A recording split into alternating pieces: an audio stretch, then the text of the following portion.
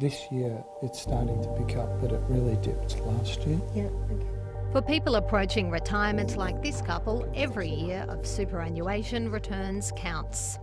We've been able to make extra contributions to our superannuation, and yeah, we've always tried to think ahead in terms of superannuation and retirement planning. Like if it's 5%, Yeah. that's what you've got to live off. Yeah. But there are some things you can't plan for. Last year, Australia's retirement savings went backwards.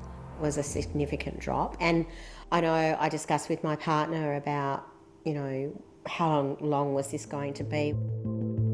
In 2022, the average MySuper default fund, which most people have their money in, fell 4.3%. That's the first drop in more than a decade, and the worst return since the global financial crisis.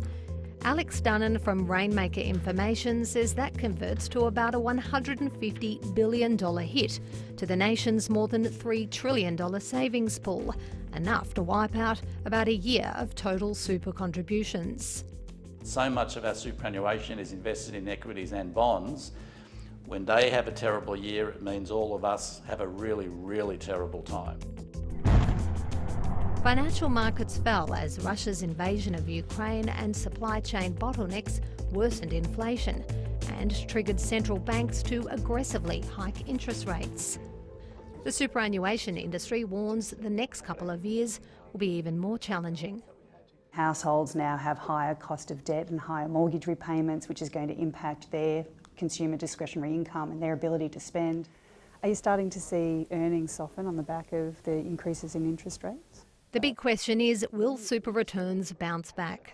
I'm very cautious to give 12-month return forecasts. It's really a bit of a mug's game. I think over the next 3 years we do think returns will be a bit softer. I don't think negative, but not the strong double-digit returns that we've become a bit used to over the past decade. There are some concerns super returns might actually be worse than what's being reported. Super funds have been increasing their investment in unlisted assets like infrastructure, hedge funds and venture capital.